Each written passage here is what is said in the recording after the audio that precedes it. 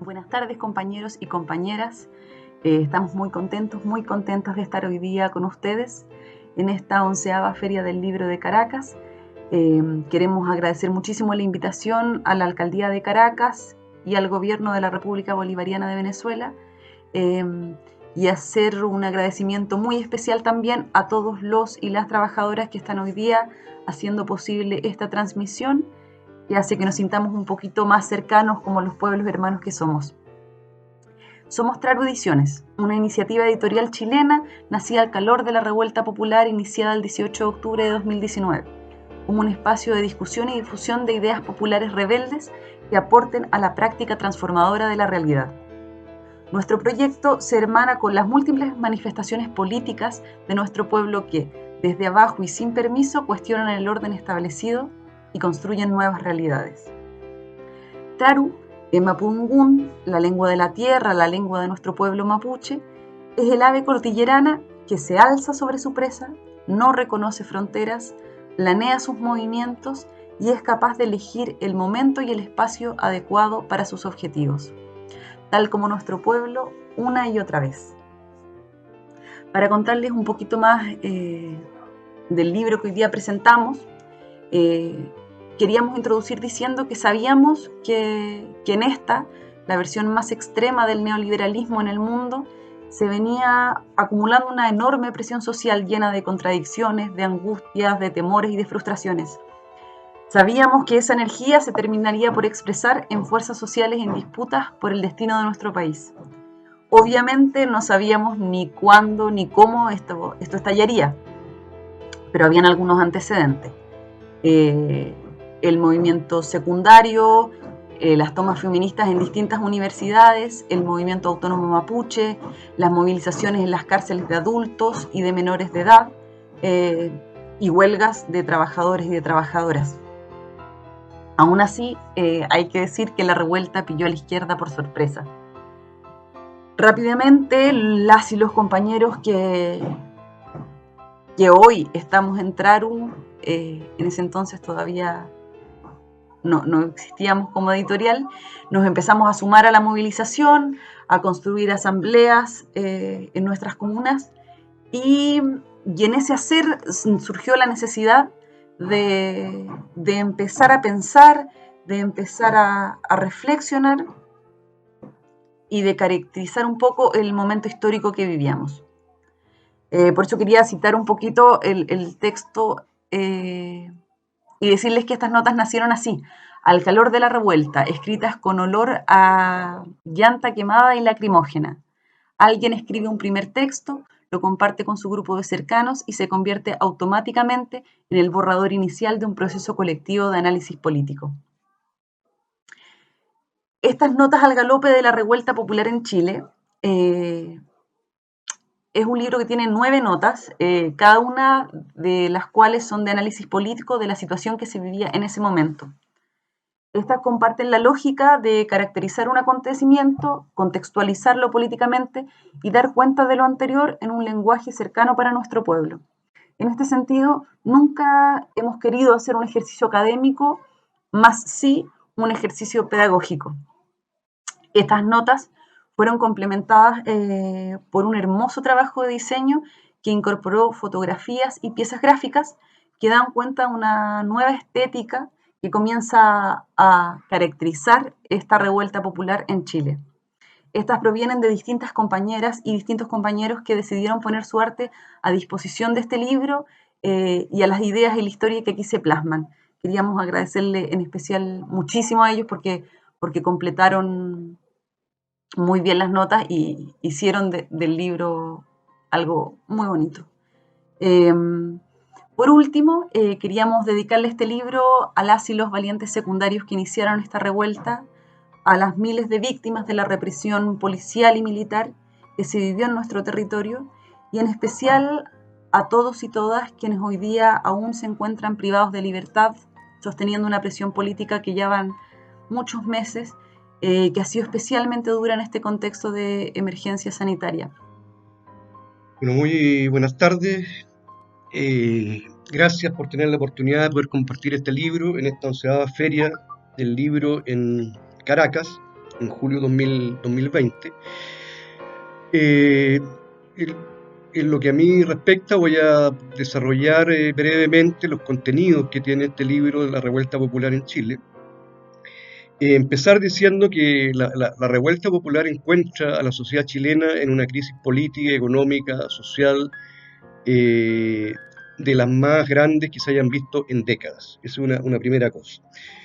Donde las instituciones están en el piso, el Parlamento, la clase política, los partidos políticos no tienen la legitimidad en la ciudadanía, muy por el contrario, instituciones decimonónicas de construcción del Estado y la Nación en América Latina, como son el Ejército, la Fuerza Armada y la Iglesia, están en una crisis profunda. En Chile, casos de corrupción, robos de platas, etcétera, etcétera, etcétera. Además, el modelo económico muestra claros signos de agotamiento. Por lo tanto, estamos en esta revuelta popular se desarrolla en un Chile cuya descomposición en las áreas principales del modelo de sociedad que tenemos son visibles a esta altura para todo el mundo. Esto en un contexto de desmoronamiento del orden mundial de la posguerra, donde las instituciones como las Naciones Unidas, la OMS, Fondo Monetario Internacional, Banco Mundial, son cada vez menos importantes y menos relevantes en el desenvolvimiento de cada uno de los países que habitan esta tierra.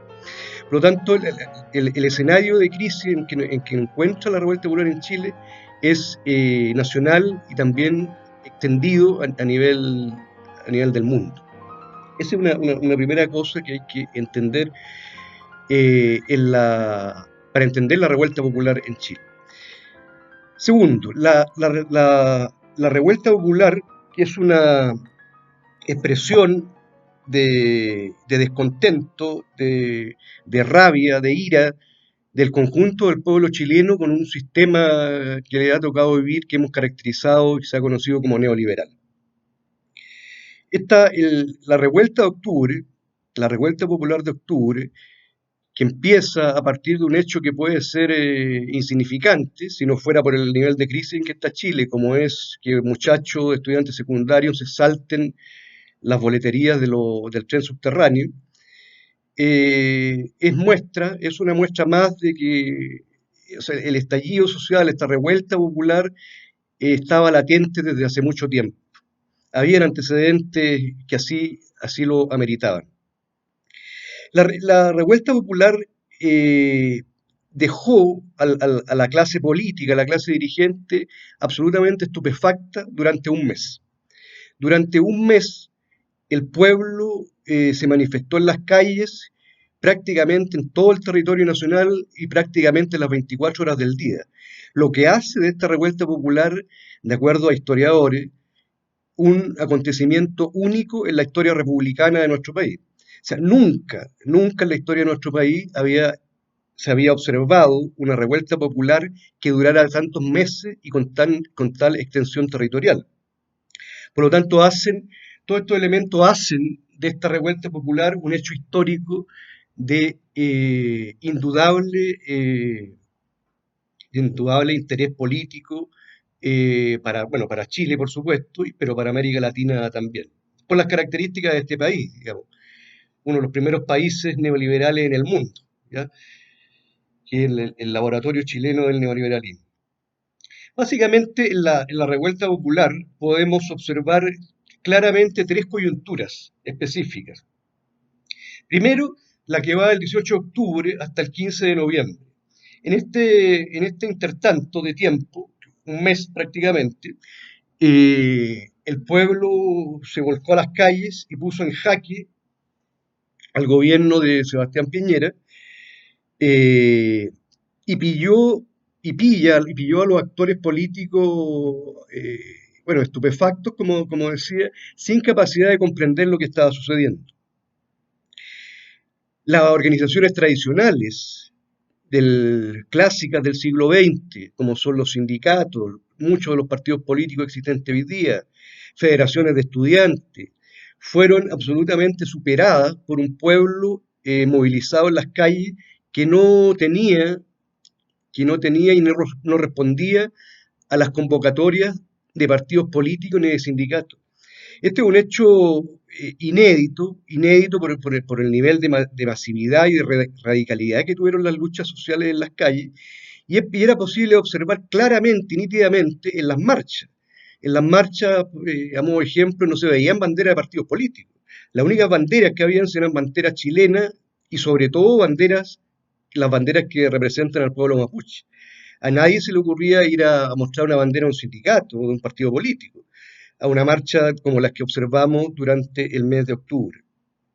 Los actores son heterogéneos, el escenario de lucha son las calles, la forma de lucha es la autodefensa de masa, el sabotaje, el golpear a símbolos claves del sistema capitalista chileno, como son los bancos, las AFP, que son las que administran los fondos de pensiones, automotoras de autos de lujo, etcétera, etcétera. Ante esta irrupción del pueblo, evidentemente la clase política, habida cuenta que el gobierno no tuvo reacción alguna más que la represión, empieza a mostrar sus cartas y empieza a fraguar un acuerdo de la élite política que incluyó desde partidos de la derecha hasta autodenominada Nueva Izquierda, expresada en el Frente Amplio, que se unieron a firmar un acuerdo por la paz y una nueva constitución. Evidentemente este hecho político cambió la coyuntura, pues cambió el escenario de lucha desde las calles al Parlamento, los actores cambiaron desde los sujetos organizados en los territorios a los deslegitimados partidos políticos en el Parlamento, en pos de bajar y neutralizar la movilización popular que se estaba llevando a cabo. En este acuerdo no participó un partido histórico de la izquierda chilena como el Partido Comunista, que eso es importante decirlo también. Pero sí participaron esta izquierda juvenil que llegó al Parlamento con un discurso cuestionador y según ellos radicalizado, y fueron los primeros en ir a firmar un acuerdo con la élite en contra del pueblo, ¿ya? Por lo tanto, ese es un elemento muy, muy importante. Por otra parte, en esta primera coyuntura también observamos cómo Piñera, el criminal Piñera, buscó sacar a los militares a la calle, tratando de decretar el estado de sitio, y no pudo porque los militares no quisieron salir a la calle. Por lo tanto, el nivel de desgobierno y de caos político ya se veía en esta primera coyuntura que va del 18 de octubre al 15 de noviembre. Posterior al acuerdo por la paz y la nueva constitución, se abre una nueva coyuntura desde el 15 de noviembre al 18 de marzo, donde si bien las movilizaciones bajaron en masividad, de todas maneras prácticamente todos los días, desde noviembre al 18 de marzo, pasando por todo el verano, se sucedían manifestaciones en las principales capitales regionales del país. A partir de esta coyuntura de post-acuerdo por la paz, nos lleva al 18 de marzo, donde producto de la pandemia, Piñera logra un hecho que no había podido lograr desde que comenzó la revuelta popular, que es efectivamente sacar a los militares a la calle bajo el pretexto de la catástrofe nacional producto de la pandemia. Hoy el país se encuentra militarizado, con militares en la calle, policías, la policía de carabineros, la policía militar chilena. Tenemos, se dice, más de 2.000 presos de la revuelta popular, presos políticos de la revuelta popular, más de 200 personas con daños oculares, 4 personas ciegas porque perdieron sus 2 ojos en producto de los disparos de la policía. Y nos encontramos en una profunda crisis económica que tiene al gobierno de Piñera hoy por hoy en las cuerdas. Hay voces que hablan de absoluto desgobierno. Algunos presagian que el criminal Piñera pudiera no terminar su mandato. Todo eso está en veremos. Ya la gente está saliendo a las calles, a pesar del toque de queda y del estado de excepción, está enfrentando la represión, lo que hace presagiar de aquí a fin de año un aumento en la movilización popular en la medida que se vaya desescalando en el confinamiento a que nos tiene el Estado chileno, y producto de ese desconfinamiento irán aumentando también la movilización popular para retomar con otros nuevos aires la revuelta popular inicial del 18 de octubre. Bueno, de esta breve descripción quisiera invitarlos a poder leer el texto que ponemos a su disposición. Es un documento político que no van a ver de este tipo en los diarios y en los medios de comunicación oficiales. Es una reflexión política desde los actores movilizados, con un profundo espíritu latinoamericanista, y lleno de esperanza en que va a ser posible en un futuro próximo poder derrotar este capitalismo salvaje y abrir ventanas y puertas hacia proyectos emancipadores que sean que respondan a los intereses de las grandes mayorías de nuestros países. Y muchas gracias por esta oportunidad de estar con ustedes. Gracias.